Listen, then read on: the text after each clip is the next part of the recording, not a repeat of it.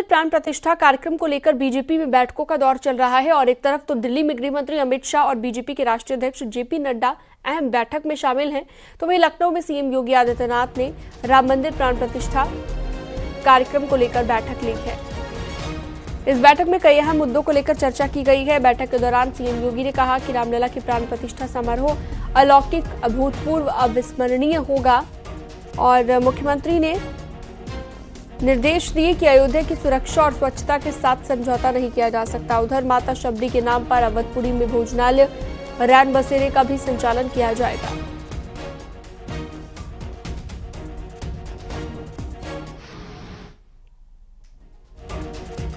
तो लगातार भारतीय जनता पार्टी में बैठकों का दौर जारी है। राम मंदिर में होने वाली रामलला की प्राण प्रतिष्ठा से पहले लगातार बैठकें की जा रही हैं।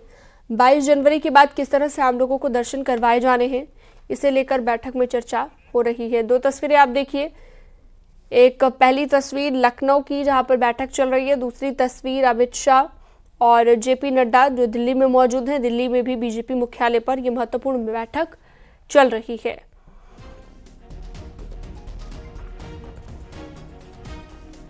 तो भारतीय जनता पार्टी रामकाज में लगी हुई है और लगातार बैठकों का दौर जारी है। चाहे उत्तर प्रदेश की राजधानी लखनऊ की बात हो या देश की राजधानी दिल्ली की बात हो, दोनों जगहों पर ही बैठकें हो रही हैं और बैठक के जरिए रणनीति बनाई जा रही है।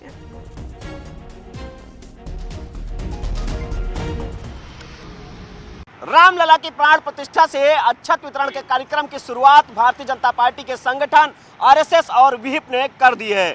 दरअसल इस अक्षत वितरण के कार्यक्रम के माध्यम से राम नाम की बयार भारतीय जनता पार्टी के कार्यकर्ता और विहिप के कार्यकर्ता बहाने का काम कर रहे हैं।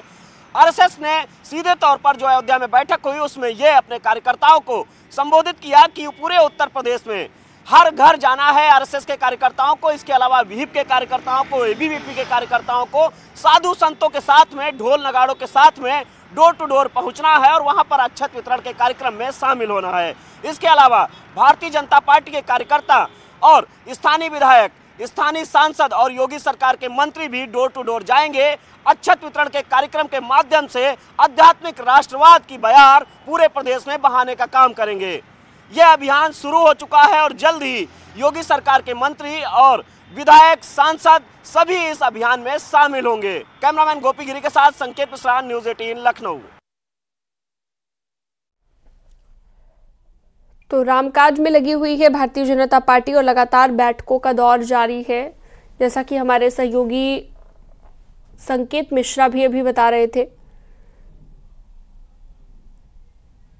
और साथ ही 22 जनवरी के बाद जो आम लोगों को दर्शन करवाने हैं रामलला के, उसे लेकर भी लगातार व्यवस्थाओं को लेकर तैयारी चल रही है, चर्चा की जा रही है कि किस तरह से दर्शन करवाए जाएं।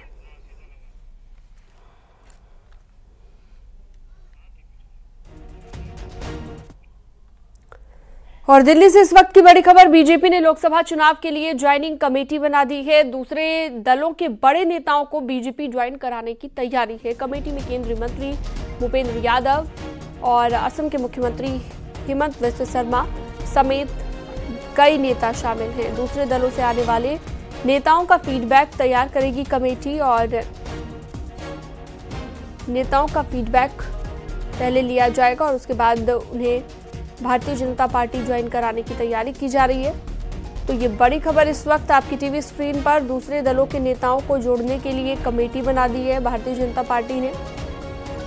पवन गौड़ इस पर ज्यादा जानकारी और अपडेट देंगे। पवन, क्या रणनीति रहेगी 2024 में ताकि ज्यादा से ज्यादा दूसरे दलों के बड़े नेता बीजेपी के साथ जुड़े? देखिए, जब भी कोई चुनाव होता है तो बीजेपी में तमाम जो दल हैं उनके बड़े नेता शामिल होते हैं और उसी के लिए बीजेपी ने लोकसभा चुनाव से पहले एक ज्वाइनिंग कमेटी का गठन कर दिया है। वो ज्वाइनिंग कमेटी जो है उसमें केंद्रीय मंत्री भूपेंद्र यादव और असम के मुख्यमंत्री हेमंत बिस्वा शर्मा समेत कई सारे और बड़े पार्टी के नेता उस कमेटी में शामिल है। उसकी आज शाम को 6 बजे बैठक होगी। इस कमेटी की अगर बात करें तो तमाम जो नेता बीजेपी ज्वाइन करना चाहते हैं पहले उनका फीडबैक तैयार करेगी कि अगर कोई नेता शामिल होना चाहता है तो उसका फीडबैक क्या है, उस पर किस तरह के क्रिमिनल केसेस तो नहीं है, अगर क्रिमिनल केसेस हैं तो वो किस तरह के क्रिमिनल केसेस हैं, बहुत ज्यादा गंभीर धाराओं में कोई मामला तो नहीं है। उस तरह से पूरे एक फीडबैक तैयार करेगी, फिर वो केंद्रीय नेतृत्व को उससे अवगत कराया जाएगा कि ये नेता शामिल होना चाहते हैं और इनका फीडबैक रिपोर्ट ये है। उसके बाद में जब केंद्रीय नेतृत्व से जब हरी झंडी मिल जाएगी तो फिर इन नेताओं को शामिल कराया जाता है। तो उसके लिए बीजेपी ने लोकसभा चुनाव से पहले एक कमेटी का गठन कर दिया है और आगामी दिनों में ये कमेटी के जरिए आप देख पाएंगे कि बहुत सारे बड़े दलों के नेता बीजेपी में शामिल होते हुए नजर आएंगे। ठीक है, बहुत शुक्रिया तमाम जानकारी के लिए आपका पवन गौर। राम मंदिर के उद्घाटन से पहले ही एआईएमआईएम नेता असदुद्दीन ओवैसी ने भड़काऊ बयान दे दिया है। नौजवानों से अपील करते हुए मस्जिदों को आबाद रखने की अपील की है। जनसभा को भी संबोधित करते हुए उन्होंने युवाओं से अपील की कि वो मस्जिद को आबाद रखें, कहीं ऐसा ना हो कि मस्जिदें हमसे छीन ली जाएं। उन्होंने युवाओं से अपील करते हुए कहा कि नौजवानों, मस्जिद को आबाद रखो, हमारी मस्जिदें हमसे छीन ली गई। नौजवानों, मैं तुमसे कह रहा हूं कि वहां पर क्या हो रहा है ये आप सब देख रहे हो। ओवैसी का ये बयान ऐसे वक्त में आया है जब अयोध्या में राम मंदिर के उद्घाटन की तैयारियां चल रही हैं।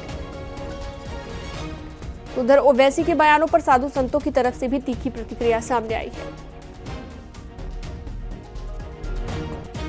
नौजवानों, मस्जिदों को आबाद रखो। नौजवानों, तुमसे मैं कह रहा हूं, और वहां पर क्या किया जा रहा है आप देख रहे हैं। नौजवानों, क्या तुम्हारे दिलों में, हमारे दिलों में तकलीफ नहीं होती? कहीं ऐसा ना हो कि मस्जिदें हमसे छीन ली जाए। मुझे उम्मीद है कि इंशाअल्लाह ताला आज का नौजवान जो कल का बूढ़ा होगा, वो अपनी नजरों को आगे रखकर अपने दिमाग पर जोर डालकर सोचेगा कि किस तरीके से मुझे अपने आप को, अपने खानदान को, अपने शहर को, अपने महल्ले को बचाना है। तो उधर ओवैसी के इस भड़काऊ बयान पर संतों की तरफ से तीखी प्रतिक्रिया सामने आई है। जवानों को भड़का रहे हैं, भड़काते रहें। वो जवान कुछ ऐसे हैं जो जैसे काल के गाल में जाने के लिए उनको उत्तेजित करेंगे। यहाँ जो आएंगे और किसी प्रकार की क्षति पहुंचाने की कोशिश की है राम मंदिर को, तो उनको श्मशान में जाना पड़ेगा, उनको कब्र में जाना पड़ेगा। वो कोई भी जीवित नहीं बचेंगे।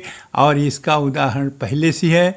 यहाँ 5 ऐसे आतंकवादी आए थे जो यहीं हमारे जवानों ने उनको ढेर कर दिया और उनको कब्रिस्तान पहुंचा दिया।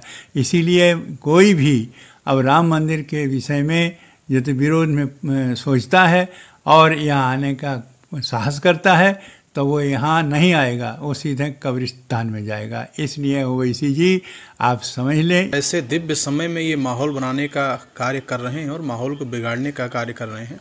ऐसे आतंकवादी मानसिकता के लोगों को जेल में डाल देना चाहिए, जिससे इन्हें देख करके कोई और भी हिम्मत ना कर सके। जो 500 वर्षों के संघर्ष के बाद एक लोकतांत्रिक देश में सर्वाधिक रहते हुए हिंदुओं ने भी कोर्ट और मान मर्यादा को मान करके तब राम मंदिर को प्राप्त किया है।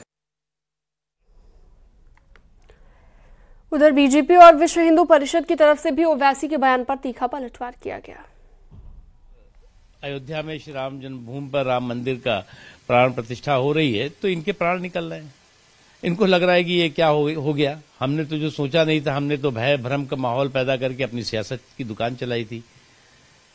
तो इन लोगों को एक बात अब समझना चाहिए, वक्त बदला है, माहौल बदला है और इस तरह के कम्युनल कारीगरों का वक्त जो है वो पूरी तरह से खत्म हो चुका है। बैरिस्टर ने, कहते तो अपने आप को बैरिस्टर, और कानून की सबसे ज्यादा धज्जियां उड़ाने का काम भारतीय संविधान या न्याय व्यवस्था या भारतीय न्याय तंत्र का, सर्वोच्च न्यायालय का भी मजाक बनाने वाले ऐसे नेता मुस्लिम यूथ को कहते हैं कि अपनी मस्जिदों को आबाद रखो।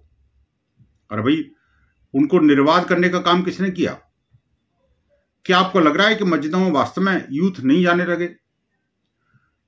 मस्जिदों से मुस्लिम यूथ का मोह भंग होने लग गया है? अगर आपकी मस्जिदों की छीनने की बात आती है तो उस समय आप कहां सो जाते हैं जब हजरत बल के ऊपर आतंकी हमले होते हैं? और उधर राम मंदिर की न्योते को लेकर समाजवादी पार्टी के सांसद एसटी हसन ने कहा कि प्राण प्रतिष्ठा में जाना या ना जाना हर किसी का निजी मसला है। राम का मुसलमान भी एहतराम करते थे। ये उनकी पर्सनल वो है कि वो न्योता दिया गया, वो चाहें या ना चाहें। इमाम शहर या हमारे सब धार्मिक हेड होते हैं, तो ये तो उनके ऊपर है जाएंगे या नहीं जाएंगे। रामचंद्र जी हिंदुस्तान के बहुत से मुसलमान भी ये मानते हैं कि वो इमामुल हिंद थे, मुसलमान भी उनका एहतराम करते हैं।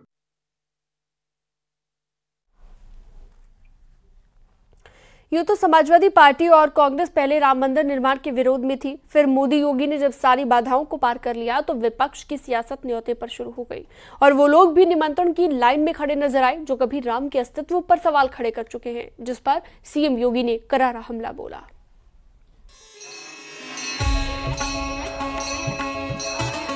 इस देश के सारे आदर्शों का पर्याय राम है। कण कण में राम है और हर सांस में राम है।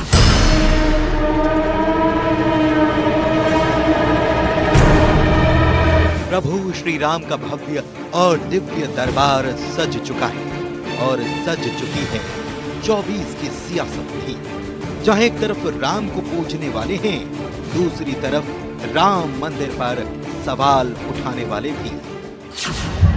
इस प्रकार की अभी हमें कोई जानकारी नहीं है और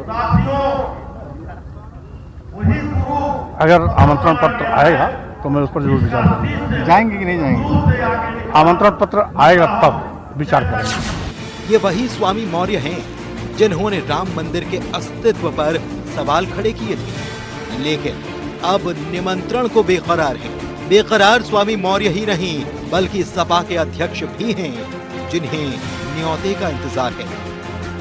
हम सब लोग उस परंपरा को मानते हैं और हमारे पूर्वज और हम लोगों के समाज में माना जाता है कि जब भगवान बुलाते हैं तभी दर्शन पाते हैं आप। और इन्हीं समाजवादियों पर अब सीएम योगी ने इशारों इशारों में बड़ा संदेश दे दिया है। एक नए भारत का दर्शन हो रहा है। आज देखिए, अयोध्या जाने में जो लोग संकोच करते थे, अयोध्या का नाम लेने में जिनको संकोच होता था, आज वे भी कहते हैं कि हमें भी निमंत्रण मिलेगा तो हम भी जाएंगे। ये परिवर्तन है, यही परिवर्तन है। आप अपनी ताकत का एहसास कराएंगे तो हर व्यक्ति आपके साथ जुड़ेगा। सीएम योगी ने साफ कर दिया है कि अगर आपका संघर्ष शिद्दत से हो, आपके संघर्ष में ताकत हो, तो वो भी झुक जाते हैं जो कभी राम तक को मानने से इनकार कर रहे थे। और इसी को सीएम योगी ने परिवर्तन का नाम दिया। तो अब बीजेपी के तमाम बड़े बड़े नेता विपक्ष को पुराने दिन याद दिला रहे हैं। जिनका हाजमा खराब हो गया हो, वह मैं यही कहूंगा कि अयोध्या में कोई हाजमोला होगा, जाकर के वहाँ खा ले, वो ठीक हो जाएगा। विपक्ष में इस देश में जब वोट मुसलमानों का इकट्ठा था, उनका वोट अधिक था, तो ये सब टोपी लगाते थे, मजारों पे जाकर चद्दर चढ़ाते थे। और आज जब हिंदू इकट्ठा हो गया है तो आज टोपी वाला भी बगल में न खड़ा हो जाए, इसकी चिंता करते हैं। यूं तो समाजवादी पार्टी और कांग्रेस पहले राम मंदिर निर्माण के विरोध में थी, फिर मोदी योगी ने जब सारी बाधाओं को पार कर लिया तो विपक्ष की नई खिसियाहट शुरू हो गई। और जब 100 करोड़ सनातनी एकजुट हुए तो वही राम विरोधी न्योते के लिए टकटकी लगाने लगे, क्योंकि सनातन आस्था के परम पुरुषोत्तम प्रभु राम मंदिर में विराजमान हो रहे हैं। यहीं से शुरू हो रही है 24 की सियासी तस्वीर, जिसे बदलना विपक्ष के लिए चुनौती से कम नहीं। Bureau report, news 18।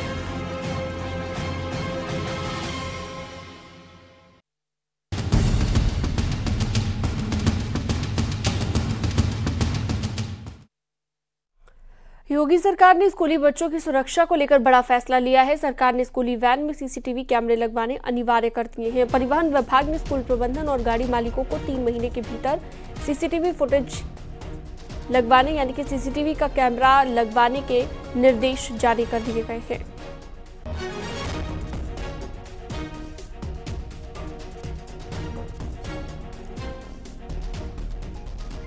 और चलिए सीधा रुख करते हैं। ज्यादा जानकारी के लिए संकेत मिश्रा हमारे सहयोगी जुड़ गए हैं हमारे साथ।